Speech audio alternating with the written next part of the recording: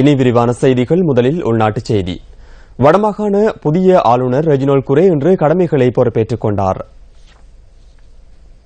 கடமைகளை பொறுப்பேற்கும் நிகழ்வு யாழ்ப்பாணத்தில் அமைந்துள்ள வடமாகாண ஆளுநர் செயலகத்தில் இடம்பெற்றது. சர்வமத வழிபாடுகளின் பின்னர் வடமாகாண ஆளுநராக ரெஜினோல்ட் குரே தனது கடமைகளை பொறுப்பேற்றுக் கொண்டார். ஆளுநர் கடமைகளை பொறுப்பேற்கும் நிகழ்வில் தேசிய கீதம் சிங்களம் மற்றும் தமிழ் ஆகிய 2 மொழிகளிலும் பாடப்பட்டமை விசேட அம்சமாகும்.